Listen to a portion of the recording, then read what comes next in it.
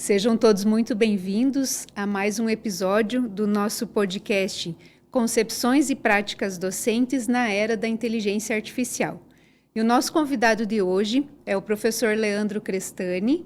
Seja muito bem-vindo, professor, ao nosso bate-papo, à nossa conversa sobre educação e a inteligência artificial, que é algo tão presente no dia a dia nosso enquanto professores, seja do ensino fundamental, ensino médio ou do ensino superior.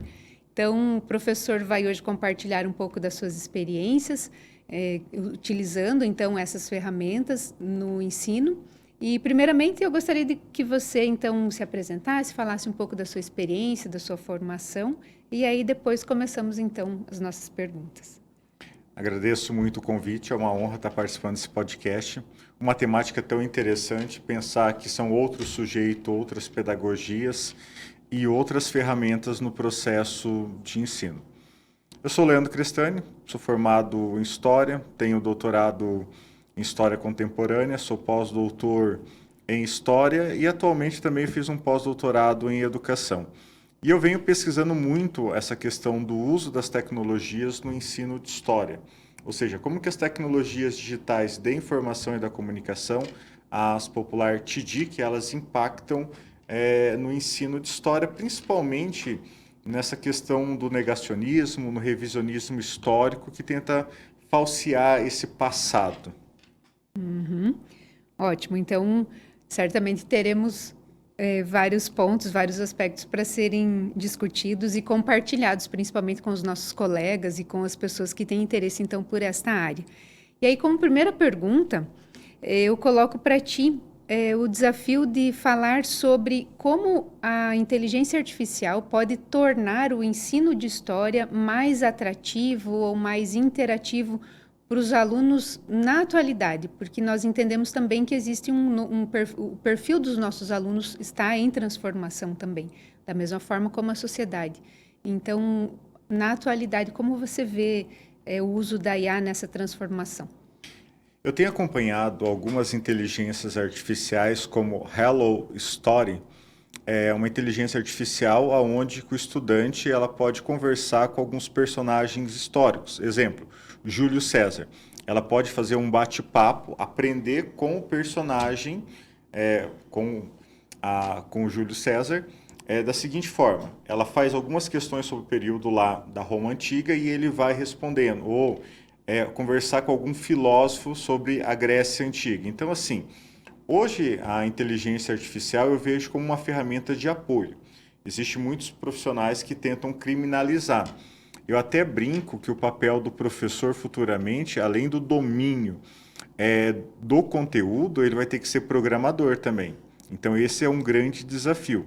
E no campo da história, principalmente, eu posso estar trabalhando com análise de fontes históricas, utilizando o próprio chat GPT para ver padrão, tradução de manuscritos, ou seja, isso vem colaborando com o ensino mais ativo, mais dinâmico para os nossos estudantes. Eu tenho até experiência, e quando você fala da questão do ensino, como que a história pode ser atrativa nesse processo, eu tenho alunos do 5º ano do ensino fundamental, anos iniciais, que já usam inteligência artificial para estudar sobre o passado.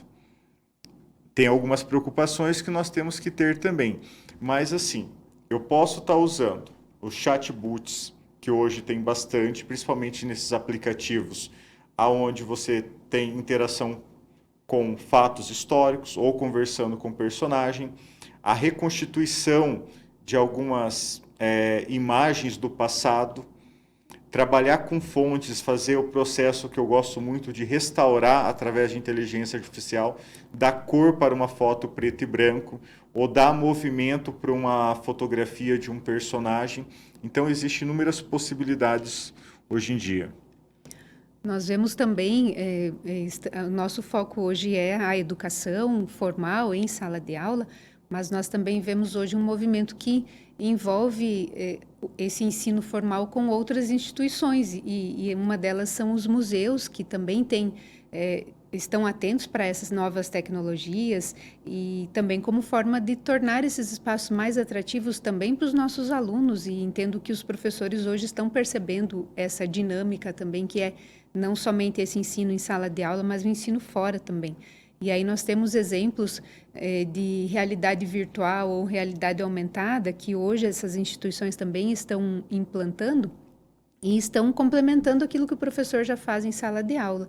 E isso é algo interessante também para se pensar. Então, as cidades aqui na região, Cascavel, Toledo, têm essas instituições de memória, os seus espaços de memória, os museus, e entendo que esses museus também estão olhando para essas novas ferramentas, para essas novas tecnologias, e eu entendo que é como ferramenta mesmo, é um complemento. Então, a inteligência artificial e todas essas tecnologias, elas vêm para complementar, justamente para atender essa necessidade que o nosso aluno atual tem. Nós poderíamos falar, por exemplo, em relação à educação, as transformações da educação.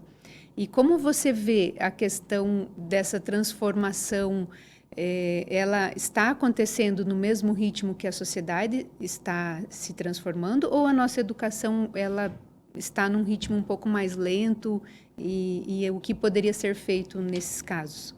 Eu vejo que tudo que é novo para os professores dá um certo medo. E eu gosto muito da ideia do Prensky, da questão que nós somos imigrantes digitais. Eu até gosto de brincar que eu, quando produzi o meu TCC, a minha dissertação de mestrado e a minha tese, eu tive que ir lá na biblioteca, pegar o livro, fazer o fichamento, domesticar as normas da ABNT, fazer tudo do processo manual. Hoje, os nossos alunos, principalmente na graduação, eles vão, quando eles querem fichar um texto, eles usam uma ferramenta de inteligência artificial que tem inúmeras que vai ajudar nesse processo. Mas eu vejo uma certa resistência dos professores, porque a falta do domínio, de conhecer, de ter essa ferramenta no seu cotidiano. Eu gosto de comparar que lá na década de 80, quando se falava de trazer a TV para a sala de aula, tinha-se o medo que ia substituir o professor. Quando se falava de trazer o computador para a sala de aula, substituir o professor. Há um discurso que a inteligência artificial vai substituir o professor. Não. Ainda nós vamos ter que ter o pensamento crítico, os questionamentos, porque ela só funciona a partir de comandos. E hoje eu vejo que não tem como na área da docência deixar de atrelar o uso das tecnologias digitais da informação e da comunicação. Exemplo, quando você fala da questão dos museus. Vamos pensar na educação básica, principalmente os alunos da rede pública. Muitos não têm condições de fazer visitas técnicas para conhecer um museu, para conhecer um espaço de memória, um monumento. Exemplo, eu gosto muito, quando eu estou falando de um evento histórico, trabalhar com a questão espacial. Hoje nós temos uma ferramenta tecnológica que é o Google Earth. Eu tenho possibilidade de levar o meu aluno para conhecer a Torre Eiffel, conhecer a Estátua da Liberdade, o Cristo do Redentor, fazer toda aquela imersão de 360 graus. Temos o Google Arte Cultura, que você pode fazer visitação nos principais museus do mundo, em 360 graus. Ou seja, ver como que a pessoa observa o quadro de Mona Lisa. Então, assim, nós temos a possibilidade de ir além daquilo que as nossas condições financeiras permite, principalmente para o aluno da escola pública ou para aquele que não tem condição de mobilidade. Então, eu vejo que a incorporação das tecnologias da inteligência artificial dá um certo dinamismo. E tem muito aquela questão que hoje em dia não tem como pensar mais só no ensino onde o professor repassa informação. Eu acredito muito na questão do engajamento pedagógico. Então, se o meu aluno hoje ele está imerso, quando nós falamos assim que os nossos alunos eles não fazem leitura, de repente não fazem as leituras que nós orientamos, mas eles estão o tempo todo lendo em blogs, em redes sociais, estão maratonando série, estão buscando informação sobre um jogo específico. Exemplo, Teve um aluno que eu estava uma vez trabalhando um conteúdo, ele associou com o jogo Assassin's Creed, que trazia Nossa. todo o contexto histórico, falava do Leonardo da Vinci, ou seja, a questão da gamificação poderia ser trazido para esse contexto também. Eu sei que o desafio hoje a cada período parece que nós temos uma ferramenta nova. Antigamente era assim, o domínio do slide em sala de aula. Agora é o domínio de uma inteligência artificial. Como fazer as perguntas certas, como criar um conteúdo ali com a inteligência.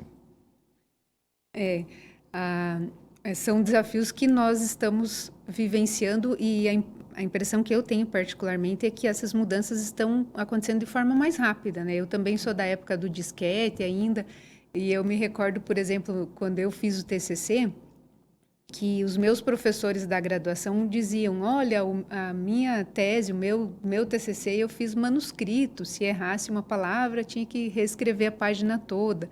Depois do manuscrito vieram as máquinas de datilografia, que aí nós fizemos o curso também para aprender digitação, e aí a impressão realmente quando surgiram os computadores era, nossa, e agora vão substituir o ser humano, né? Como você comentou. E nós percebemos que sobrevivemos a todas essas tecnologias anteriores. E hoje em dia, então, é nisso que nós precisamos nos apegar, digamos assim, e entender que nós também vamos superar. E eu entendo que a inteligência artificial ou essas tecnologias na educação, elas vão nos ajudar.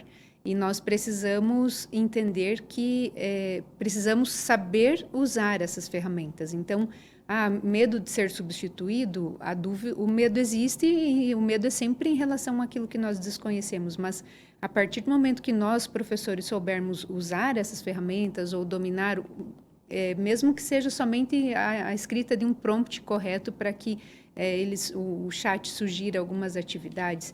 Então, as nossas habilidades precisam se adequar a essas novas tecnologias para que nós saibamos usá-las a nosso favor e a favor do nosso aluno, principalmente, né? Falando sobre museus também, tive uma experiência bem bacana que em alguns espaços nós, através da inteligência artificial e dessas tecnologias, os museus nos remetem ao passado. Então, eu já vi experiências onde nós entramos em uma sala e a realidade aumentada, por exemplo, ela transforma essa sala onde nós estamos e parece que nós voltamos no passado através dessas tecnologias. E isso também acontece fora dos museus, em locais históricos. Então, e eu fico imaginando como é para o aluno, para a criança ter essa experiência de voltar no passado, de conseguir, ou seja, através de um óculos de realidade virtual, ou estar em um espaço que ele se enxerga na tela e lá na tela ele está em um outro local, é uma experiência interessante, que nós não podemos simplesmente ignorar essa possibilidade. Então, da mesma forma como a sociedade vem se transformando, o perfil do aluno também, a educação também vai seguindo nesta linha. Lógico que, por vezes, eu, pelo menos, tenho a impressão de que a educação poderia evoluir de forma um pouquinho mais rápida. Parece que é um processo mais moroso, mais demorado, e, por vezes, nós olhamos e falamos, nossa, mas isso já poderia ser diferente na nossa profissão. Mas ela está em transformação. Isso muito vai também desse trabalho dos professores e das equipes em tornar isso mais atrativo. E os nossos alunos querem isso. Então, a partir do momento que nós oferecemos a eles essas ferramentas e eles entendem que são ferramentas que dão sentido para aquilo que ele está estudando, ele vai estudar de uma forma muito mais atrativa, ou muito mais alegre, muito mais curiosa. Nós queremos que eles sejam curiosos, ainda mais em história, né?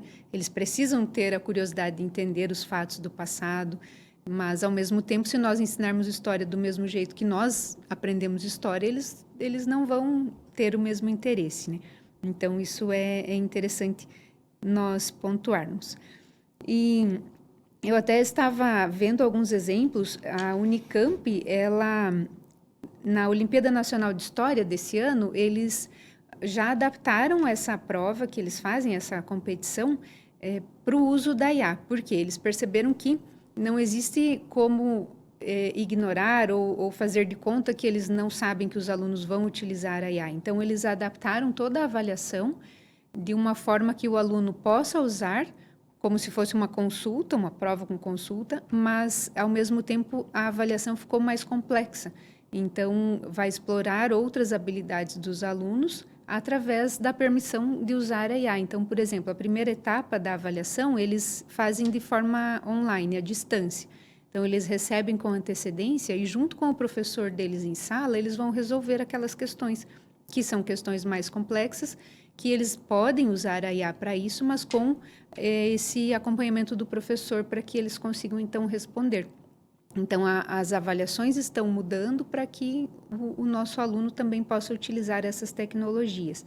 Então, achei interessante como um exemplo de uma Olimpíada que é nacional, vinculada a uma instituição de ensino que tem renome em relação à sua trajetória, já utilizando isso nas atividades com os alunos, e isso desenvolvido por acadêmicos, por professores, para os alunos do ensino fundamental e médio. Então, achei bem interessante. E aí eles colocam que o professor é esse mediador no processo de produção do conhecimento, que essas novas ferramentas vão sendo incluídas, mas o professor se torna esse mediador na produção desse conhecimento. Então, exemplos de ferramentas que aproximam os estudantes da nossa história através da inteligência artificial, tu comentou alguns, teria mais alguma ferramenta que você gostaria de compartilhar conosco? Eu acho bem interessante uma ferramenta que eu vejo um grande potencial, que é o Notebook LM do próprio Google, que é uma ferramenta de estudo. Você coloca lá um texto em PDF, um link de um vídeo, e você consegue fazer perguntas e estudar especificamente aquele conteúdo. E além de você fazer as questões e a inteligência dialogar com você, você consegue gerar um podcast explicando o conteúdo. Então, pensar as formas de aprendizagem diferenciado e também há um resumo do conteúdo em forma de vídeo, que traz o resumo com alguém comentando aquele conteúdo. Que eu acho que é uma das ferramentas novas, assim, que ajuda muito no processo de estudo. Tenho até indicado para alguns alunos meus, principalmente na faculdade, para estar utilizando essas ferramentas. Alguns textos complexos, mais técnicos, ele consegue, digamos assim, didatizar a explicação, fazer questões sobre o texto, simulados com o aluno. Então, Notebook LM. O outro, que é o conhecido por todos, é o ChatGPT. Eu acho que o ChatGPT ele tem um potencial muito grande, principalmente assim, para quem vai trabalhar com documentação, fazer mineração de informação. Então, ele tem esse potencial, digamos assim, de você anexar o arquivo e ele conseguir minerar as informações. Que essa é uma diferença que eu vejo e eu falo, eu gosto muito de comparar a minha época de estudante com a dos meus alunos hoje. E quando eu faço essa analogia, eu comparo eu com a minha filha, que é um exemplo de sujeito que já nasceu nessa imersão digital. Eu nasci na época ainda que eu sou de uma geração do esperar. O que seria isso? Eu queria assistir um desenho, eu tinha que acordar cedo, ligar a TV na TV Globinho, esperar o desenho começar naquele horário específico. Assistir. Se caso minha mãe chamasse para fazer uma outra coisa, eu perdesse esse desenho só no outro dia. E isso é muito interessante, porque eu tinha que esperar para assistir filmes, era a sessão da tarde ou a tela quente, que é o clássico da nossa geração, 30, 40, 50 anos, digamos assim. Já a geração dos meus alunos é aquela geração que nasceu imerso nessa cultura digital.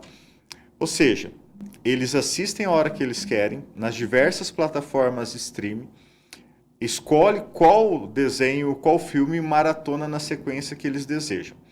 Isso vai impactar muito em sala de aula. Então, assim, eu não posso pensar que e tentar ter o meu exemplo de aluno para o tempo presente. Na minha época, o acesso à informação era enciclopédia. O recurso, eu tinha que ir lá fazer a leitura, ir na biblioteca, pedir a enciclopédia, a Barça, procurar os verbetes, fazer o resumo, transcrever para entregar para o meu professor. Agora não. Assim como nós também, a primeira ferramenta que você busca é no Google. Agora não.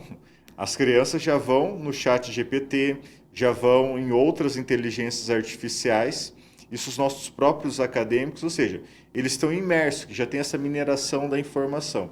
Então, assim, eu vejo hoje que não dá para criminalizar a questão, o uso da inteligência artificial. Senão nós vamos bater aquele discurso da década de 80 de trazer a TV, o videocassete para a sala de aula.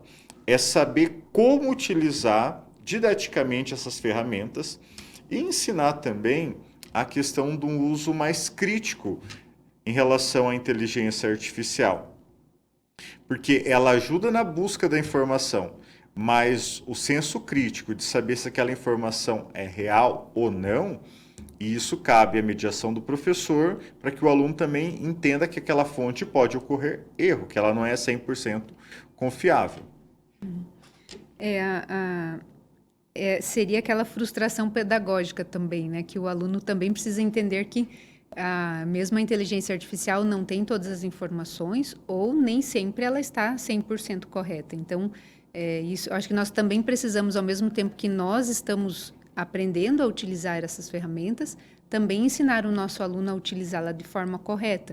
E aí aqui na instituição, na FAG, seja a FAG Cascavel ou a FAG Toledo, nós temos já na formação dos professores, todo semestre, essa preocupação e essa abordagem de como utilizar a IA em sala de aula. E eu acho que isso é bem importante para nós, professores, porque nós conseguimos perder um pouco esse receio do uso.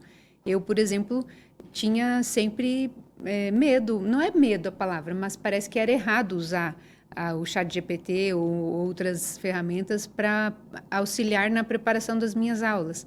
Então, eu ainda tenho um certo desconforto quando faço isso, mas eu já na prática estou percebendo o quanto eu consigo entregar muito mais nas aulas para os alunos, na metodologia, estudos de caso, por exemplo.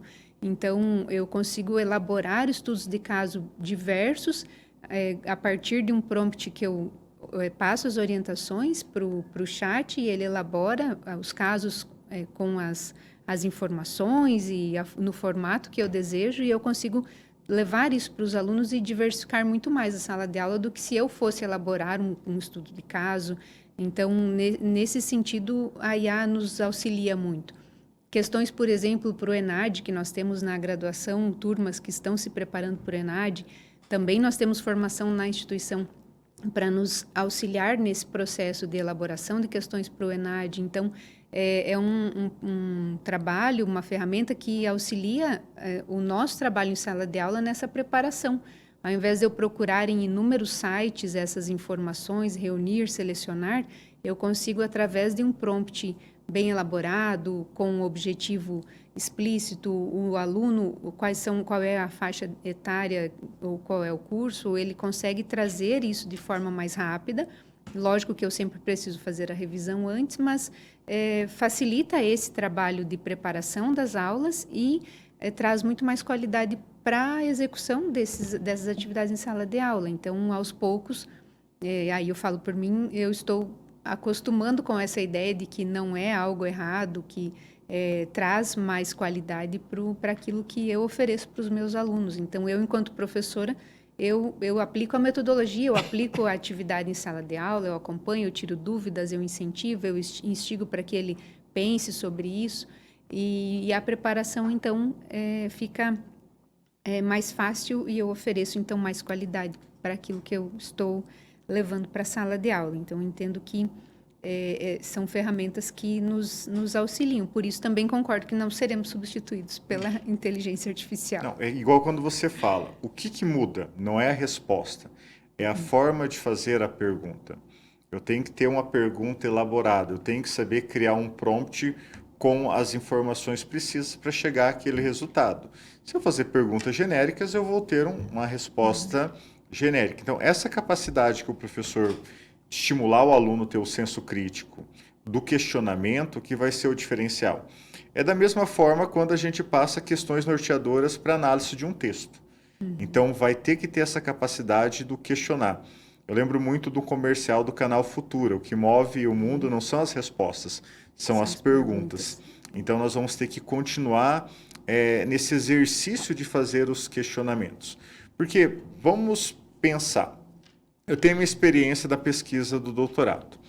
Eu levei em torno de 5 anos para analisar em torno de relatórios de província, alguns manuscritos, de 1881 a 1930. Então tem um recorte temporal longo e eram manuscritos assim de 300, 400, 700 páginas. Eu demorei em torno de 5 anos. Agora você pensa que eu terminei meu doutorado ali em 2018. Se eu tivesse inteligência artificial, eu conseguiria programar a IA para pegar algumas informações específicas. Hoje, a inteligência artificial ela já consegue converter a parte manuscrito, reconhecimento e transcrever essas informações. Eu teria desenvolvido minha pesquisa mais rápida. E eu demorei em torno de 5 anos. Então, hoje no campo da história nós falamos muito assim, a trabalhar com as fontes documentais do passado que demandavam um certo tempo. Hoje, com esse processo de digitalização dos arquivos, você tendo o arquivo em PDF, você tendo uma base de dados ali, você consegue ter a busca da informação daquilo que você quer escrever sobre o passado. Então, nós ganhamos em tempo também. Isso eu vejo também no contexto da sala de aula. Quantas vezes você precisa de sugestões de uma atividade diferenciada que a própria inteligência pode pensar aquele conteúdo e trazer possibilidades. Também não é acatar aquilo que a inteligência fala, porque assim, eu gosto de dizer, o professor tem que conhecer a realidade dos seus estudantes para estar montando atividades específicas, até mesmo no processo da elaboração das questões. Ela pode trazer algum contexto que eu não trabalhei em sala de aula, então cabe ao professor analisar. Mas ela facilita muito esse processo, digamos assim, principalmente na construção textual, que esse é um dilema que eu vejo assim, como que nós vamos trabalhar futuramente a questão da autoria do texto. Sim. Porque se os indivíduos utilizarem a inteligência para construir o texto, qual que vai ser a diferença? Para dizer que esse texto é um texto autoral meu. Até 2020, que é o período antes da inteligência artificial, nós sabemos que os textos, o máximo que poderia ter era plágio. Mas agora entra a questão da autoria. E daí trabalhar esse passado. Como que nós vamos verificar se uma fonte também ela não foi falseada pela inteligência artificial? Que isso é um grande desafio hoje também. E aí entra o processo de levar o aluno a pensar que tem inteligência que pega 7 segundos da minha voz e eu coloco lá um prompt de texto e ela reproduz a minha fala igual, idêntica, como se eu estivesse falando. Nós temos as deepfakes, ou seja, pegar personagens, figuras políticas falando coisas que eles não falaram. Como que vai ser isso daqui 20, 30 anos olhando essas criações da inteligência artificial? Então, é um grande desafio que nós temos no campo da educação, na sociedade como um todo, porque eu vejo que nós estamos numa quarta revolução, ou seja, da revolução industrial, agora nós temos a revolução da inteligência artificial, que em tudo nós temos inteligência. Você vai conversar com a sua empresa de operadora de telefone, primeiro você conversa com uma inteligência artificial. Praticamente quase todas as empresas, para depois você falar com o atendente. Sim. As próprias ferramentas do computador estão trazendo a questão, o Adobe. Um texto em PDF, ele já resume ali para você direto no aplicativo. No próprio celular nosso, a inteligência artificial conversando com você. As casas inteligentes. Então, assim, nós estamos num processo, nesse pós-pandemia de evolução das tecnologias da informação e da comunicação muito grande, que eu vejo que o uso da Alexa nas casas, automatização, é uma inteligência artificial. Sim. E ela começou a estar no nosso cotidiano. Então, assim, isso vai impactar diretamente na forma como que nós teremos que lecionar e como mediar isso em sala de aula. E o uso também, por exemplo, do ChatGPT, ele tem como essa base de dados, ele também pode estar influenciado por algoritmos, por várias outras questões. E aí, na história, isso é um problema porque nós não podemos reduzir as versões, nós temos que olhar para todas as versões sobre o mesmo fato, olhar criticamente para isso. Quando nós falamos em memórias, por exemplo, é algo bem sensível para a história, então, ou temas da história mesmo, como é que nós vamos analisar através de um material do ChatGPT o Holocausto, por exemplo. Então, nós temos que manter o olhar crítico para isso, não podemos dizer que não pode usar, mas temos que usar sempre com essa cautela de saber que ela pode cometer erros, que ela pode ser conduzida a apresentar informações e ocultar outras informações. A gente fala muito da questão do esquecimento, daquilo que não é mostrado na construção do conhecimento histórico e no caso da inteligência artificial, isso talvez seja um ponto ainda mais sensível no nosso caso, porque aborda, então, essas questões que podem estar relacionadas ao algoritmo ou a outras coisas, né? E aí nós podemos também pensar, temos que ensinar o nosso aluno a ter essa preocupação ética também. Eu acho que a ética ainda mais, ainda mais essencial agora, porque por conta dessa questão do uso dessas ferramentas, ensinar o nosso aluno aquilo que ele pode. Ele pode fazer várias coisas, mas o que é correto, o que é certo fazer numa pesquisa, porque ao mesmo tempo que nós estamos usando o ChatGPT, por exemplo, nós também estamos ensinando ele, né? Estamos contribuindo para esse desenvolvimento da inteligência artificial. Então, é importante também, ainda mais do que nunca, abordarmos a questão do uso ético dessas ferramentas para que também nós possamos contribuir nesse processo e não trazer isso de outras formas. E também é importante sempre nós pensarmos, quando usarmos essas ferramentas, nós pensarmos na funcionalidade pedagógica delas, na intencionalidade pedagógica dessas ferramentas, né? Então, na história, por exemplo, nós estamos criando sujeitos com consciência crítica em relação a isso. E será que essas ferramentas todas que nós usamos, elas estão contribuindo para o desenvolvimento desse pensamento crítico? Ou será que é algo que nós devemos nos preocupar mais agora? Como que você vê nas experiências que você já teve usando essas ferramentas, essa questão do desenvolvimento da consciência crítica do nosso aluno enquanto sujeito histórico? Eu vejo que nós temos que partir de um letramento digital. Esse é o primeiro ponto. Quando você fala assim, o algoritmo ele vai apresentar informações com base em algumas características. E quando eu falo em memória, quais memórias merecem ser lembradas e quais que eu tenho que ocultar? Esse é um grande perigo. Principalmente, vamos pensar a questão indígena. Como que a inteligência artificial, os algoritmos vão trazer informações sobre os povos originários do Brasil? Então, essa questão ética vai gerar a partir de um letramento digital.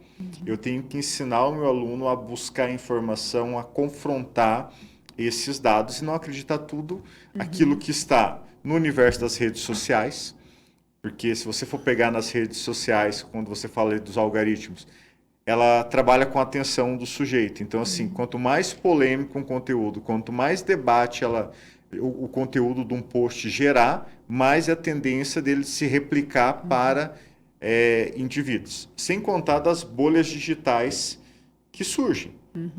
Exemplo, o tempo todo nós estamos entregando informação sobre nós. No ChatGPT, por exemplo, você coloca, tipo assim, aquilo que você leciona, aquilo que você está estudando, você está construindo informações sobre você está entregando dados. Até que ponto isso pode ser interessante também, o que as grandes corporações podem estar explorando, ou seja, mandando conteúdos direcionados para a característica de cada sujeito. Então, são alguns desafios que nós temos que pensar, mas isso se dá através de um letramento digital que é necessário. Ensinar os alunos a trabalhar com essas ferramentas. Eu não vejo que nós podemos dizer assim, é proibido o uso. Temos que mostrar os benefícios e os malefícios que a inteligência artificial pode estar apresentando em uma pesquisa, por exemplo. E Agora eu gostaria de conversar contigo sobre o futuro. Estamos falando em história, falamos de passado, mas nós entendemos sempre que estudar história é entender o presente, né? Nós olhamos para a história para entender o hoje, para entender o presente. Não conseguimos prever o futuro, lógico. A história tem a função de olhar para trás para entender o hoje. O futuro é possível ser previsto? Eu entendo que fica uma dúvida. Mas com as experiências que você tem na área da educação, tanto no ensino superior, no ensino fundamental, médio, como você vê o trabalho do historiador e do professor de história daqui 20 anos? Você consegue imaginar um panorama? Eu penso que será híbrido. Quando eu falo que o historiador no futuro ele será um programador, porque da mesma forma que eu aprendi a lidar com a fonte documental, a fonte oral, eu vou ter que saber trabalhar com as fontes digitais que estão sendo criadas nesse momento. Então, assim, esse é um grande desafio. As tipologias de fonte, as fontes do passado e do presente que vão trazer informação. E, principalmente, nós criamos muito conteúdo digital hoje. As nossas memórias, elas estão se tornando digitais. Exemplo, antigamente nós tínhamos um álbum de fotografia em casa, levava os Kodaks para revelar. Hoje em dia, você tem as fotos da família no celular, numa rede social, ou você guarda em nuvem. Mas, exemplo, se um dia essas plataformas deixarem de existir, a perca de memória que nós podemos ter. Esse é um grande dilema. Então, assim, como minerar esses dados que podem deixar de existir futuramente? O famoso erro 404, que é um link que não tem mais acesso. Então, eu vejo esse grande desafio. Como nós vamos pesquisar esse passado do tempo presente de hoje, aonde as nossas relações elas são mais digitais. Existe, exemplo, um Leandro analógico, mas existe um Leandro digital que está presente nas redes sociais, em site, em plataformas, das diversas possíveis. Como que nós vamos trabalhar com isso? Então eu vejo que na área da educação nós vamos ter que trabalhar muito com aquilo que se chama o pensamento computacional. Então não tem como escapar dessa imersão tecnológica no futuro. Até principalmente para escrever esse passado. Os memes que nós teremos como fonte histórica, essas deepfakes que eu falei anteriormente, como que nós vamos analisar, saber se aquilo é real ou não? Confrontar uma imagem que é montada por inteligência artificial, que eu posso criar uma imagem minha com um personagem histórico de uma forma muito fidedigna, mas foi criado por inteligência artificial. Então eu vejo que é um trabalho um pouquinho mais híbrido. Um historiador que busca as reminiscências do passado analógico, mas que trabalhe também com esse universo digital. Talvez até daria para nós fazermos uma relação com uma grande mudança na escrita da história, que foi o surgimento da Escola dos Análises, né? Que até então os únicos documentos aceitos eram os documentos escritos, eram documentos oficiais e os outros não, e a partir dessa transformação, os documentos, fotografias e outras formas de documento também foram considerados importantes para a história. Então, talvez estejamos aí, como tu disse, numa quarta revolução, né? E aí isso também vai refletir na produção do conhecimento histórico, onde novas fontes serão acrescentadas, metodologias adaptadas para que a história continue sendo escrita de outras maneiras. E para nós encerrarmos agora, um conselho que você poderia deixar tanto para professores de história quanto para pesquisadores que desejam começar a utilizar a inteligência artificial no seu trabalho, ou que já utilizem, mas por vezes, como eu citei, às vezes podem estar com receio, enfim. O que você deixa como conselho para esses profissionais? Ou mesmo para acadêmicos recém-formados, professores, enfim, que têm talvez interesse ou anseio de utilizar essas ferramentas, mas ainda um certo receio. Eu lembro muito de uma fala de um professor, na época da graduação, que ele disse: só aprende a escrever um texto escrevendo. Só aprende a utilizar a inteligência artificial usando essa inteligência. Então, assim, nós temos que deixar desse receio, conhecer a inteligência, buscar o que nós podemos trazer ela para o nosso cotidiano do trabalho, o que o estudante pode utilizar no processo de estudo.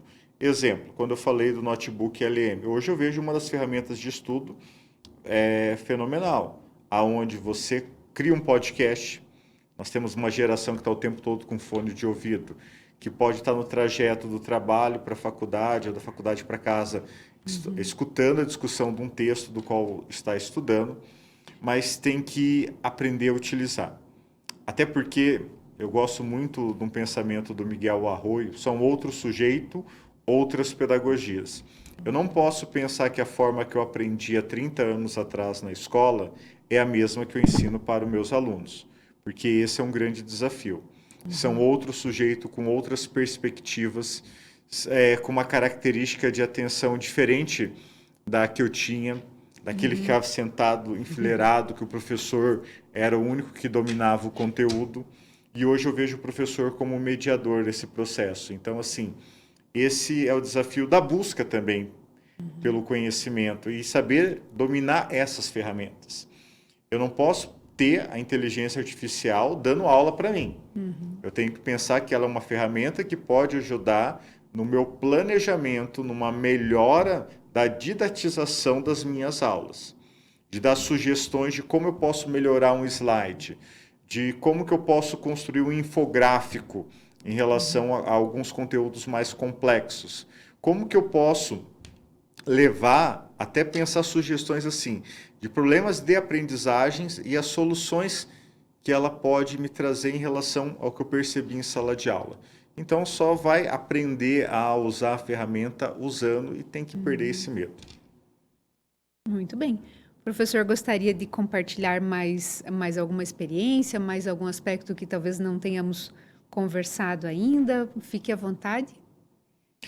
É que hoje é um grande desafio, é uma temática muito interessante, porque é um terreno novo. Cada dia surge uma nova inteligência, uma nova perspectiva, e a educação, nós não podemos ter a concepção dela que se ainda propaga as mesmas propostas metodológicas do século XIX, sendo que nós estamos no século XXI. Então, nós temos que pensar metodologias ativas aonde eu levo o meu aluno a saber que existam essas ferramentas, que não adianta eu proibir, que eles vão utilizar. Os professores também utilizam a inteligência artificial, mas pensar metodologias ativas, propostas na quais os nossos alunos tenham um protagonismo e que eles saibam utilizar da melhor forma possível. E sabendo também trabalhar questões éticas que eu posso de como foi falado assim, os algoritmos podem trazer informações que muitas vezes não são reais. Então, o pensamento crítico ainda é fundamental nesse processo. Então, tá ótimo. E lembrar também que vivemos em uma sociedade, um país com muitas divergências e disparidades ainda entre instituições de ensino, então que o conhecimento compartilhado hoje por você, principalmente aqui no nosso episódio, sirva também para que aquele professor que talvez não tenha uma estrutura adequada para utilizar essas ferramentas, que ele possa, de alguma forma, aproveitar, enfim, e se adaptar ao espaço, ao meio, para que essas ferramentas cheguem, então, a todos os alunos de uma forma mais abrangente possível e que todos tenham essa oportunidade de se desenvolver indiferente do meio ou do local onde ele esteja, né? Então, esperamos também políticas públicas que contribuam para esse processo ser mais igualitário e que todos tenham, então, acesso a esses locais. Que isso também a gente sabe que é uma realidade do nosso país.